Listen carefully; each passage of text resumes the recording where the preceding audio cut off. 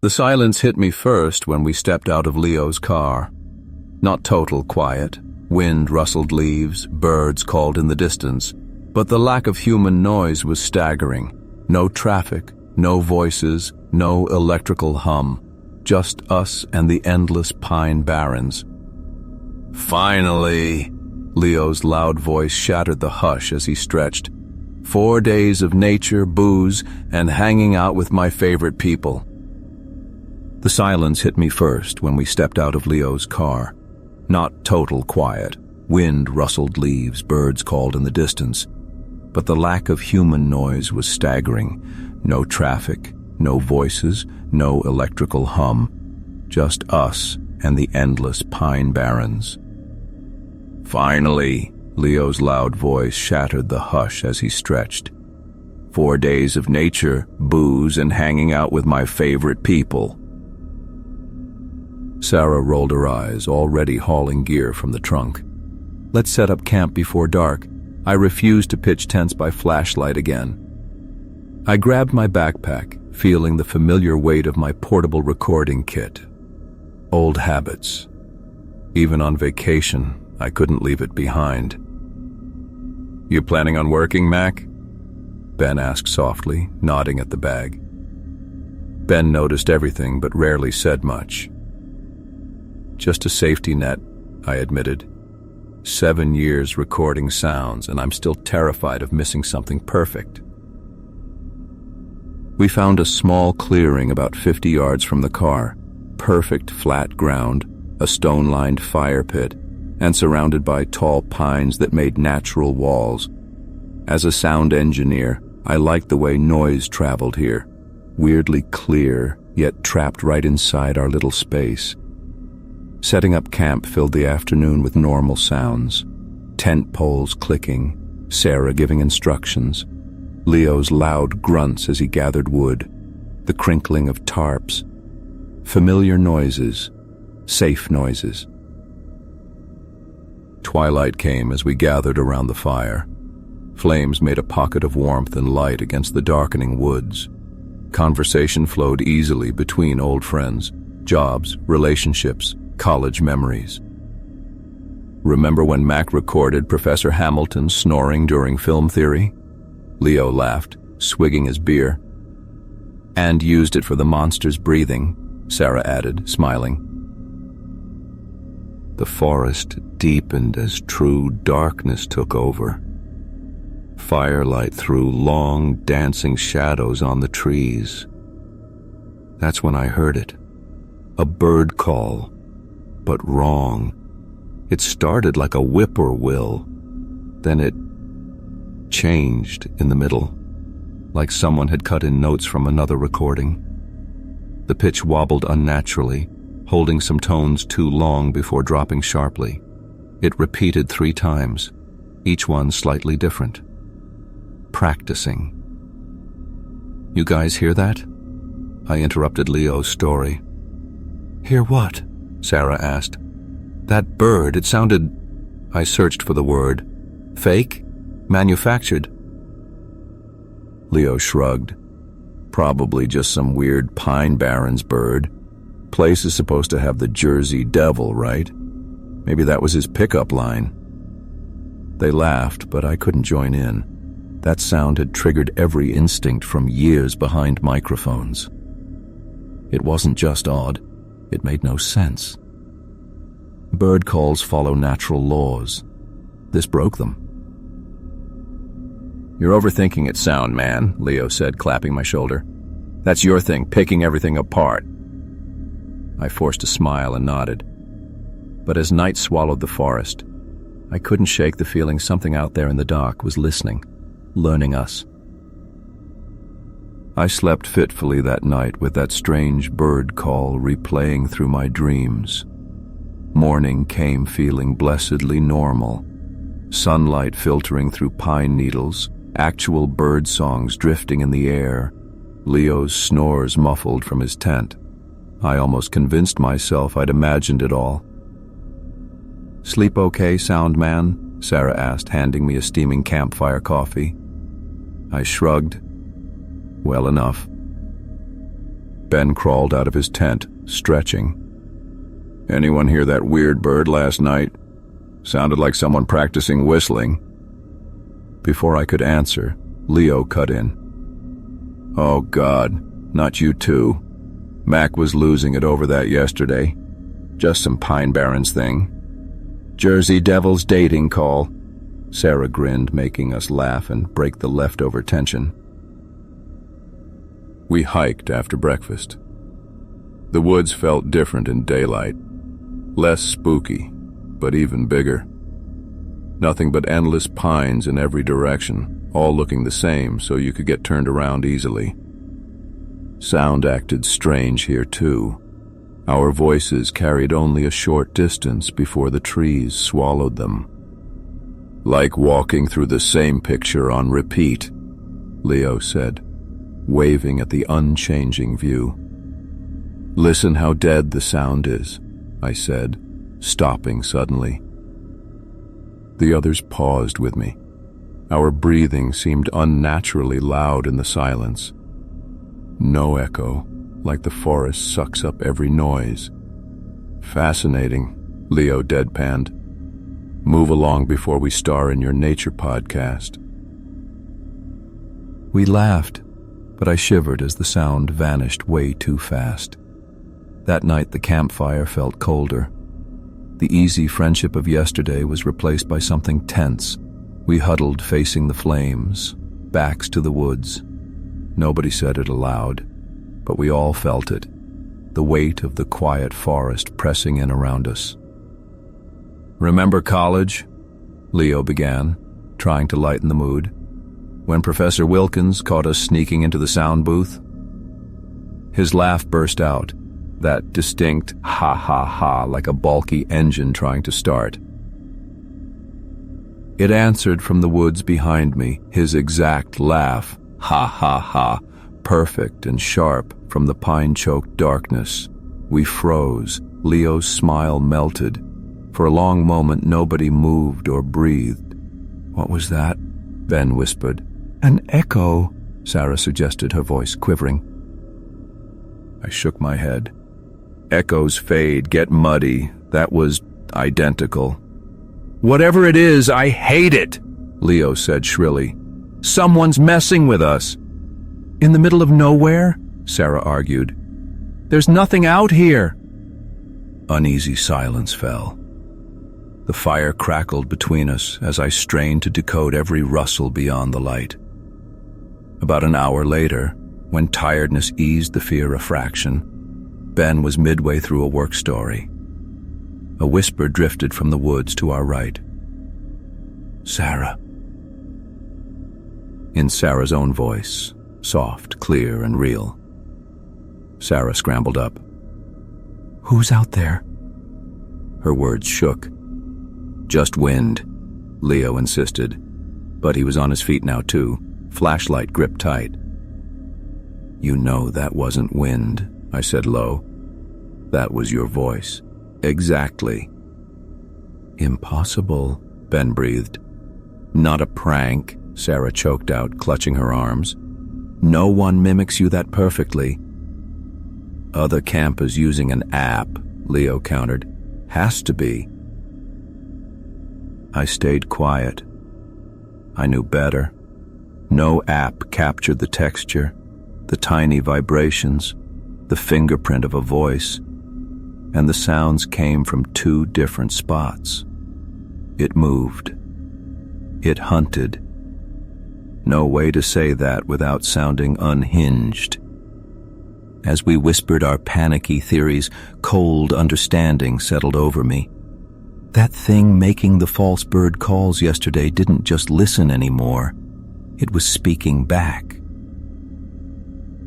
None of us slept that night.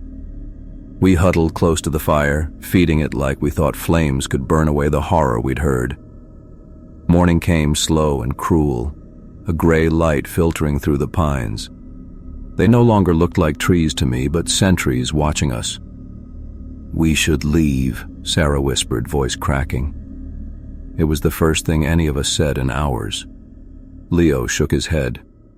"In daylight, it's just woods. Whatever we heard, was probably sound bouncing weird, echoes distort. That wasn't an echo, I said. The certainty surprised me. Echoes degrade. That was a perfect copy. Ben hadn't spoken since the incident.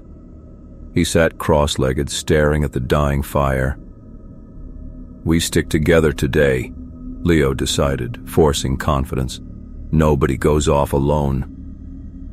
The day crawled past in tense silence. We only went far enough from camp for bathroom breaks, always in pairs, always within shouting distance. The forest felt different now, hostile in its emptiness, crowded with unseen watchers. As twilight crept in, the woods went quiet. Too quiet. The usual buzz of insects, the hoot of owls, gone. Just stillness, like everything alive was holding its breath. "Did anyone bring a radio?" Sarah asked suddenly, her voice too loud. "Maybe we could get a weather report or—" "Did anyone bring a radio?" The question repeated from the darkness beyond our firelight. But it wasn't Sarah. It was my voice, mimicking her words perfectly but twisting them, making them almost mocking. Sarah clutched my arm, nails digging in. "Oh, God," she breathed. "Maybe we could get a weather report," Leo's voice said from another direction, finishing Sarah's sentence but sounding disjointed and wrong. "It's recording us," I whispered, the realization chilling me. "Learning from us. It's recording us," my own voice answered from the trees, flat and hollow. Ben finally broke. He laughed harshly. "This is bullshit. You're all playing a prank, right? Some stupid trick." "This is bullshit," the woods interrupted, but it was Sarah's voice saying Ben's words. "Look," Ben started, scrambling up and pointing at the trees. "I know you're all playing a prank." Leo's voice finished the sentence from directly behind us. We spun around, nothing but trees and deepening shadows. That's when I saw it. Just a flash in the fire's flickering light. Something pale between the distant pines.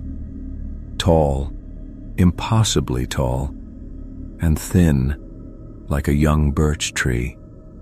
It moved with a weird, liquid smoothness, bone white. No features I could make out at that distance, just that impossible body. It wasn't hiding. It was studying us.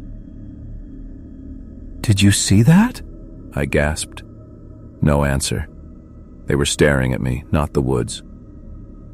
"What did you see?" Sarah asked, voice small. Words failed me. How do you describe something that shouldn't be? Something that makes your mind flinch? "It's hunting us," I finally choked out. "The sounds. It's not just mimicking. It's learning how we talk. Maybe how we think." "Learning," Ben echoed. As if answering him, noises flowed from the darkness. It wove together pieces of our earlier chatter into something new and terrifying. "We should leave," came Sarah's voice. Leo's followed. "In daylight, it's just watching us." My own voice came next. That wasn't an echo. What we heard was us. Then Ben's voice, though he never said it. "No one goes anywhere. No one escapes." Silence fell again. The four of us huddled tighter around the dwindling fire, staring into the thick dark. I understood why people once believed in monsters, not because they were foolish, but because sometimes the real thing is worse than any story. Something out there was learning to talk like us, and soon I feared it would be ready to do more than just speak. None of us slept that night. We just sat around the fire, feeding it, like the flames were our only shield against that pale thing in the woods. Maybe they really were. Dawn brought no relief. The forest felt closer than ever, the pine trees weirdly still in the gray morning light. Leo couldn't stop pacing the edge of camp. He kicked at pine needles. his fingers nervously tapping his leg. "This is bullshit," he muttered, voice tight with anger more than fear. "It's controlling us. Whatever it is, it's got us trapped." Sarah looked exhausted, dark smudges under her eyes. "Leo, sit, please." "No." He snapped the word out. I thought about it all night. It's playing games, messing with our heads. Ben hadn't said a word since the creature used his voice.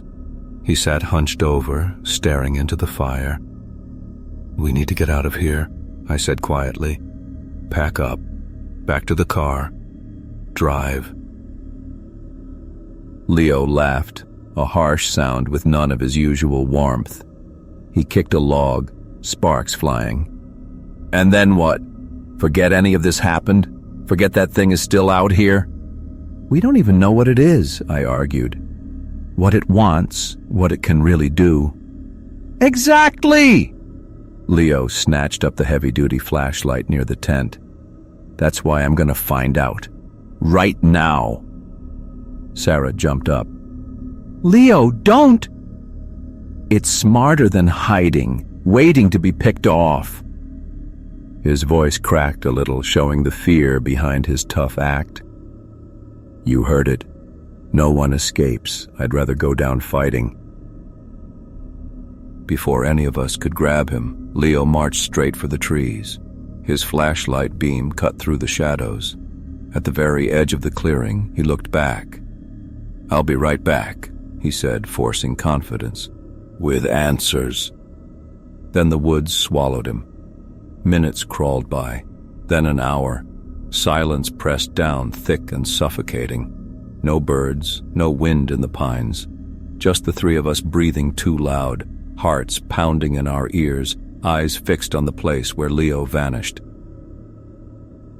Ben finally broke the quiet. Do we go find him?"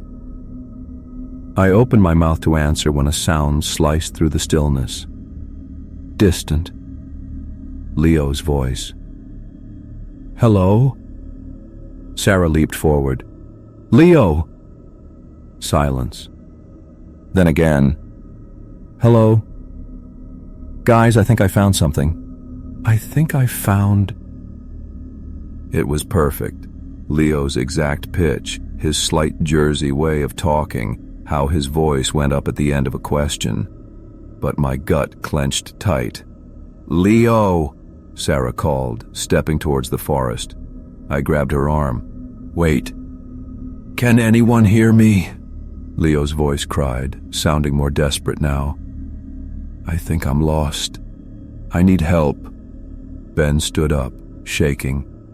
"We gotta help him." "No," I whispered, tightening my grip on Sarah. "Something's wrong. That thing... I'm hurt." Leo's voice shrieked, frantic.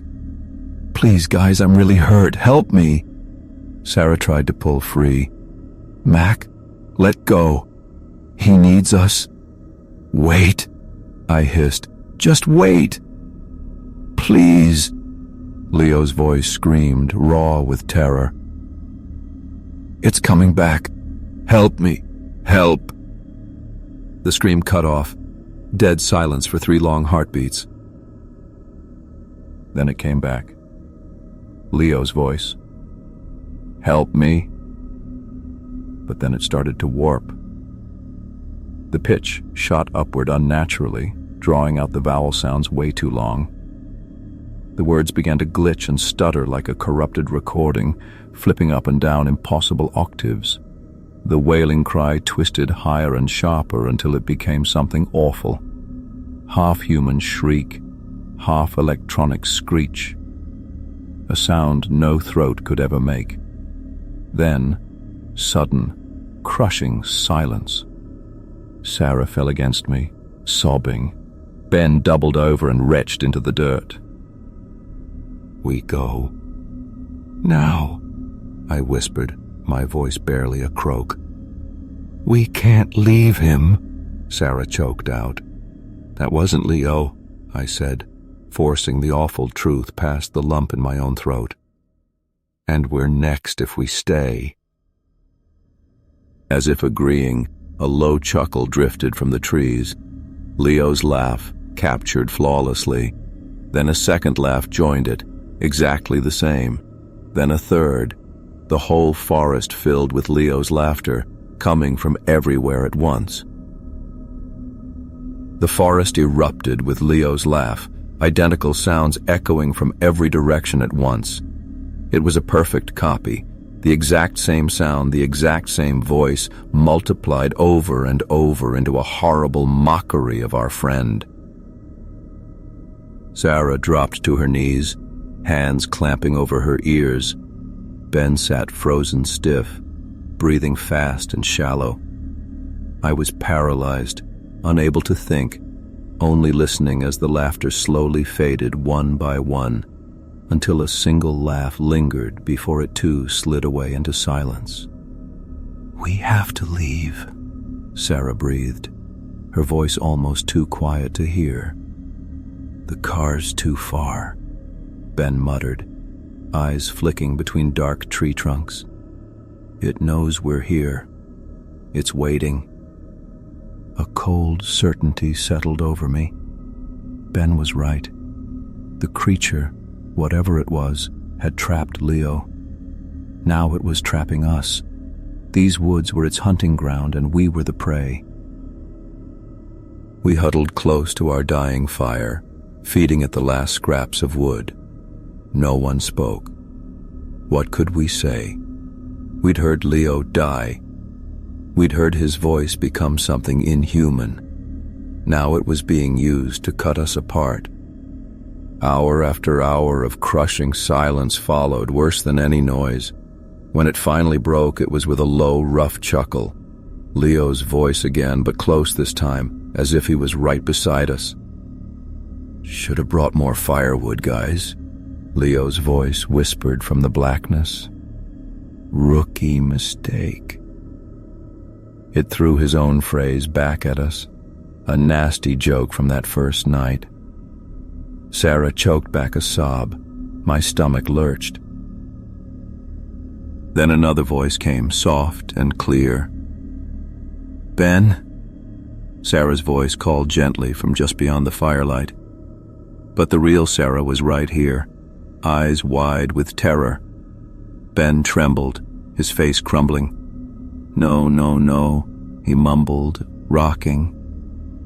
"Ben, please," the voice from Sarah pleaded. "I'm scared. I got lost. Please help me." Ben's eyes went distant. Tears ran down his cheeks. He started laughing, a high, broken sound with no humor in it. "She's calling me," he whispered like a lost child. "Both of them are. How can there be two Sarahs?" He hid his face in his hands and curled up, shattered. The voice from the woods changed tack. "It's Mac," it said, using Leo's tone. "Mac's the one. He brought it here. He knows what it is." Sarah's grip on my shoulder tightened. "What is it talking about?" "Nothing," I said, but my own voice felt hollow. "It's trying to turn us against each other." Then Ben's voice, not the broken man beside us, but his strong, sure tone, drifted from the dark. "He records everything, always listening. He knows." Sarah's eyes flashed to me, suspicion darkening her look. The fire sputtered, nearly dead. In the fading glow, I saw it again, a pale, stretched-out shape standing still between two far-off pines, watching. When the fire flared slightly, it vanished. Silence returned. Minutes passed. Then an hour. Dawn was nearing, but I knew not all of us would see it. That's when I heard it. My own voice cracking with tears, drifting from just yards away. "Please, help me," my voice sobbed. "I can't see. I'm bleeding." Ice flooded my veins. It was using my voice now, the ultimate trap. I knew without a shred of doubt that if I answered, if I moved toward that sound, I would die. I shut my eyes and locked my muscles, rigid with terror. My sound engineer's brain could pinpoint every detail of the creature's plan, the precision horrifyingly clear. That knowledge turned me to stone. All I could do was listen to my own desperate pleas drift out of the darkness, waiting for the end.